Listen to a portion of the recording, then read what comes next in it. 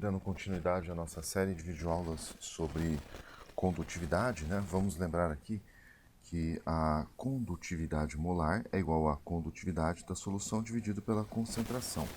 Então, a condutividade molar, regra geral, é expressa em Siemens centímetro quadrado por mol. Obviamente, você pode converter para Siemens metro quadrado por mol. Digamos assim, uma grandeza altamente relacionada à condutividade molar é a condutividade equivalente. Então você divide a condutividade não pela concentração molar, mas pela normalidade. Enfim, vamos pegar um exemplo aqui, ó. Alumínio 3+. A condutividade equivalente aqui vai ser igual a condutividade molar dividido por 3. Ou se você tiver, por exemplo, cobre 2+. Então a condutividade equivalente vai ser igual a condutividade molar dividido por 2. E assim por diante. Dá para perceber que você divide a condutividade molar por um fator relacionado à valência do íon, né? O que acontece com a condutividade e também com a condutividade molar, que condutividade é uma coisa, condutividade é o que você mede lá no condutivímetro. Já a condutividade molar é a condutividade dividido pelo número de mols, né? Então, o que a gente tem é que a condutividade aumenta, regra geral, com a concentração. Em grande faixa aqui das concentrações. Aqui, esse primeiro gráfico aqui, você tem a condutividade em função da porcentagem desses sais aqui em água. Na verdade, ele começa a decrescer aqui em concentrações altíssimas. Então, vamos desconsiderar essa região aqui de concentrações absurdamente altas, ó, tipo 15%, poxa, 15%, 15 gramas por 100 gramas, é uma concentração altíssima. Mas, regra geral, a condutividade cresce com a concentração. Ou, em outras palavras, a condutividade diminui com a diluição. Cresce com a concentração, diminui com a diluição. Por outro lado, a condutividade molar segue um caminho inverso. A condutividade molar, assim como a condutividade equivalente, aumentam com a diluição. À medida que a concentração diminui, a condutividade molar aumenta. Por quê? A condutividade molar é a condutividade, digamos assim, normalizada pela concentração molar, né? Então, a condutividade molar de um eletrólito seria independente da concentração se a condutividade fosse proporcional à concentração. Isso é uma coisa a ser considerada, isso é bastante importante, né? Então, em resumo, né, como varia a condutividade molar com a concentração? Diminui com o aumento da concentração, aumenta com a diluição. Então, a condutividade molar varia com a concentração. Então, uma das razões dessa variação é a possibilidade de um número de íons não ser proporcional à concentração nominal do eletrólito. Então, por exemplo, a concentração de íons em uma solução de ácido fraco depende de uma maneira complicada da concentração desse ácido. E a duplicação da concentração não provoca de forma alguma uma duplicação no número de íons. A outra razão é a interação forte de um íon com os outros íons, que faz a condutividade da solução não ser exatamente proporcional à concentração dos íons presentes. Em resumo, a condutividade aumenta com a concentração, porém a condutividade molar diminui. Mas como acontece essa diminuição, vai resultar na classificação dos eletrólitos em duas categorias. São eles os eletrólitos fortes e os eletrólitos fracos. Bom, Então, nós temos duas classes de eletrólitos, né? Os eletrólitos fracos e os eletrólitos fortes. Então, você tem aqui o gráfico de condutividade molar em função da concentração. Então, medidas da dependência da condutividade molar demonstram que há duas classes de eletrólitos. Os eletrólitos fortes, em que a condutividade molar decresce suavemente com o aumento da concentração. Então, veja como decresce suavemente a condutividade do cloreto de potássio com a concentração. Ao passo que no ácido acético, que é um eletrólito fraco, a condutividade decresce drasticamente com o aumento da concentração. Olha só o quanto decresce a condutividade com o aumento na concentração. Agora nós vamos, aplicar modelos que relacionam concentração com condutividades molares. São modelos distintos para as duas classes de eletrólitos. Né? Para eletrólitos fortes, nós usamos a lei de Kohlrausch, que foi formulada por esse cientista no final do século XIX. Então você tem uma relação linear entre a condutividade molar e a raiz quadrada da concentração. Então aqui, para eletrólitos fortes, válida essa lei, né? Então em concentrações baixas, as condutividades molares dos eletrólitos fortes variam linearmente com a raiz quadrada da concentração. Então isso é uma equação da reta, né? Y aqui igual ao coeficiente linear ou intercepto mais o coeficiente angular vezes o x, né? Quem é o x? É a raiz quadrada da concentração. E o parâmetro b, que pode ser modelado, digamos assim, mas aqui a gente vai pegar o parâmetro b simplesmente como parâmetro empírico. Esse parâmetro b depende do solvente, da temperatura, da valência do íon. Né? Então vamos ver algumas aplicações aqui da lei de Kohlrausch. Né? Então você tem aqui dados de condutividade molar em função da concentração para o hidróxido de sódio. Então, ele está pedindo para encontrar a condutividade molar à diluição infinita. Aliás, deixa eu voltar isso aqui para tratar desse assunto. Então, olha, o coeficiente linear, isso aqui é lambda molar, é a condutividade molar à diluição infinita.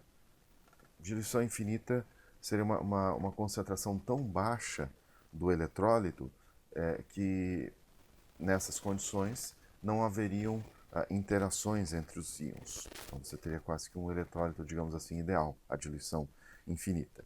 Então, com o gráfico você consegue essa condutividade molar à diluição infinita, que é um parâmetro, digamos assim, super importante. Nós vamos obter agora. Então vamos lá. Nós temos aqui, né, os dados, né, de concentração em função da condutividade. Você tem um gráfico aqui, você vê que é uma coisa bastante linear. E nós vamos aplicar a equação de Kohlrausch, que é uma equação da reta. Né? Então aqui, condutividade molar igual condutividade molar à diluição infinita menos essa constante vezes a raiz quadrada da concentração. Tá? Como é que eu determino, que eu descubro isso aqui? Lembrando que isso é uma equação da reta, né? Y igual a mais bx, onde a minúsculo é o intercepto, ou seja, o coeficiente linear, e o b é o coeficiente angular. Então você precisa de uma calculadora, né? Vamos lá usar a calculadora. Então vou passar para o modo de regressão. Então vou apertar aqui 1, 2, tá aqui, ó. Regressão aqui, então vou apertar 2. regressão linear. Então agora eu aperto 1. E agora eu vou colocar os dados. Quem é o meu x? Meu x é a raiz quadrada da concentração. Quem é meu y? Meu y é a condutividade. Então eu vou lançar o primeiro ponto. Ó. Raiz quadrada de a primeira concentração, 0,001. Essa vírgulazinha, cadê a vírgulazinha? Não estou vendo, tá aqui, ó. Ela separa o x do y. Então, vírgulazinha, qual a condutividade? 244,5. Aperto o M+, tá vendo azulzinho? DT, data. Então, vou apertar aqui M+, apareceu, ó, N igual a 1, quer dizer que eu coloquei um ponto por enquanto. Próximo ponto, então, novamente, quem é o x? O x é a raiz quadrada da concentração. A concentração agora é 0,01. Vírgulazinha. E agora o y, 238. Então, 238. N+. Quem é o próximo? Raiz quadrada de 0,05. Vírgulazinho. Quem é a condutividade? 227,6. Então, 227,6. M+. E você vai fazendo para todos os pontos. Então, eu vou fazendo aqui, depois eu acelero o vídeo, tá bom?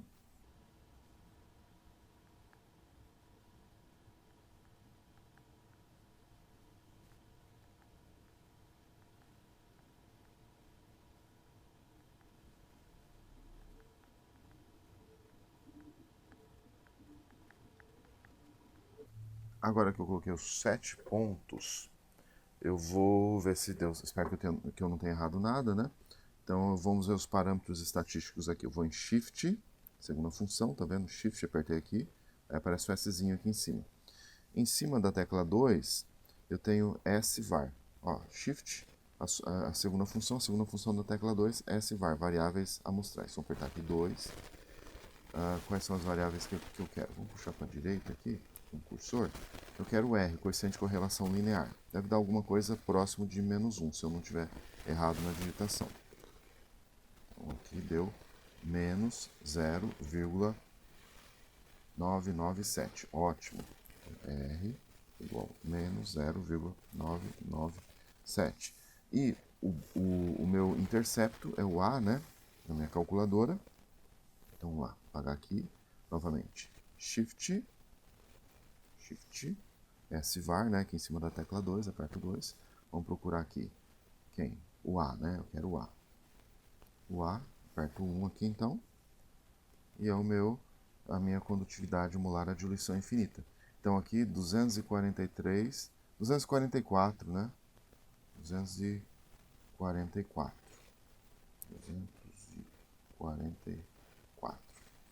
Condutividade molar igual a 244 Siemens centímetro quadrado por mol. Aqui está dando um pouco diferente do gabarito. Pode ser que eu tenha digitado alguma coisa errada aí, mas vocês confiram, volta o vídeo e vejam se eu digitei alguma coisa errada. Isso pode ser o motivo dessa discrepância. Eu não vou regravar a aula por conta disso, mas você pode pegar os números aí, pegar a sua calculadora e ver se eu digitei alguma coisa errada e ver se chega a esse valor ou se esse valor estava incorreto, porque às vezes o livro coloca alguma coisa um pouquinho, enfim, na tradução, enfim, pode ter algum problema. E vamos fazer mais uma aqui, só para finalizar, também usando a lei de Kowalski, né? É difícil pronunciar esses nomes, né? Esse é um cientista possivelmente alemão, né? Do final do século XIX, né? Então vamos fazer, né? O que ele nos dá aí, né? Então a condutividade do cloreto de potássio a 25 graus Celsius é 14,688 quando a concentração é 1 milimol por litro, ou seja, 1 vezes 10 a menos 3 mols por litro. e a condutividade é 71,4 quando a concentração é 5 milimol por litro. Então, repare que a condutividade aumentou com o aumento da concentração. Mas aqui a gente vai precisar das condutividades molares, né? Então, vamos lembrar aqui, ó. Condutividade molar é a condutividade dividido pela concentração. Então, nessa primeira concentração aqui, então vamos fazer o seguinte, ó. Concentração e concentração. E aqui nós vamos ter a condutividade molar. Então, a concentração, aqui nós temos 1 milimol, 1,000 milimol por litro. A condutividade molar, a gente vai ter que dividir a condutividade pela respectiva concentração. Aqui tem um detalhe que a condutividade está em milisiemens por metro, né? Então vamos fazer o seguinte, ó. Vamos calcular a condutividade molar. Então, condutividade molar igual condutividade sobre a concentração. Então, a condutividade, por exemplo, da primeira solução, 14,688 milisiemens por metro. Como está por metro aqui no denominador, eu vou pegar a concentração em mol por metro cúbico. Então, se você tem 1 milimol, a milésima parte do mol em 1 litro, em 1 metro cúbico você vai ter 1000 vezes isso. Então, você tem aqui 1 mol por metro cúbico. Então, esse valor aqui vai ficar, deixa eu fazer a conta na minha calculadora, 14,688. Bom, já está aí, na verdade, né? É só dividir por um, obviamente, né? Inteligência, né? Então, aqui, 14,688. Então, essa condutividade está sendo dada em milisiemens, condutividade molar, metro quadrado por mol. Muitas vezes é dado em milisiemens, centímetro quadrado por mol, mas há como converter isso. Na concentração aqui de 5 milimol, 5 milimolar, eu vou seguir o mesmo sistema, então eu vou dividir pela concentração em mol por metro cúbico. Então eu vou ter 71,74, que eu divido por 5, então isso dá 14,348. Então aqui 14,348. Então vamos pensar aqui na famosa equação de Kohalski, se é que é assim que se pronuncia, né? Deixa eu mudar a cor aqui da canetinha. Então a equação é essa aqui, ó. Condutividade molar é igual condutividade molar a diluição infinita menos B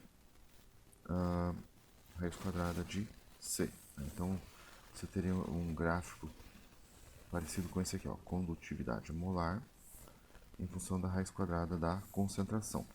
No caso em questão, nós temos apenas 2 pontos, né? 2 pontos, aliás, aqui é um 5, né? Nós temos apenas 2 pontos, tipo esse ponto e esse ponto. Obviamente isso dá uma reta, né? O coeficiente angular, então, seria que é esse b, né? Essa constante, né? Coeficiente angular,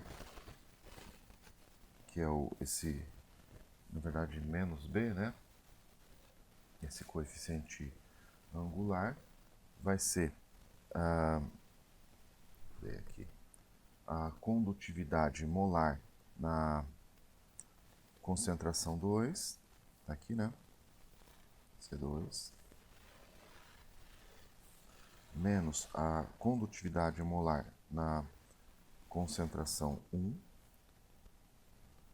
dividido pela aqui, raiz quadrada da concentração 2, menos raiz quadrada da concentração 1. Então, muito simples aqui para a gente achar esta constante. Então, essa constante B vai ficar, vamos colocar os valores. Então, você vai ter aqui 14,348, 14,348 menos 14,688, isso aqui em milisiemens metro quadrado por mol. E aqui embaixo você pode pôr a concentração em mol por litro mesmo, se você quiser, né? Então você pega lá, raiz quadrada de... cadê aqui? Deixa eu pensar aqui sobre concentração 1 menos concentração 2, né? Aqui é 1 sobre 2, porque... deixa eu inverter aqui, porque teria um sinal negativo aqui, por isso a gente inverte aqui embaixo. Concentração 1, 0, deixa eu pensar aqui, vamos pôr em mol por decímetro cúbico, né? Então 0,001 mol por decímetro cúbico, né? Mol por litro, elevado a 1/2, né? Raiz quadrada, menos 0,005 raiz quadrada, isso aqui em unidades de mol por decímetro cúbico, obviamente elevado a 1/2 aqui, né? Então, esse B aqui fica 8,698, então 8,698 milisiemens metro quadrado, por mol. E aqui mol por decímetro cúbico elevado a 1/2. Com isso, agora nós vamos aplicar nesta equação aqui. Então, digamos que você tenha, queira pegar, por exemplo, o primeiro ponto. Então, você vai ter aqui, ó, vamos isolar isso aqui. Então, a condutividade molar, se queira trabalhar com o primeiro ponto, então, condutividade molar, a diluição infinita, igual a condutividade molar mais B raiz quadrada de C. Então, a condutividade molar, a diluição infinita, vai ficar, então, nesse primeiro ponto, você tem 14,688 milisiemens metro quadrado, milisiemens metro quadrado por mol, né? Mol menos 1. Mais, deixa eu ver aqui, a constante 8,698 unidades aqui, milisiemens metro quadrado por mol, sobre mol por decímetro cúbico elevado ao 1/2, que multiplica pela respectiva concentração, que na verdade é a raiz quadrada da concentração, né? Raiz quadrada de 0,001 unidade disso aqui, né? Depois você mol por decímetro cúbico. E o resultado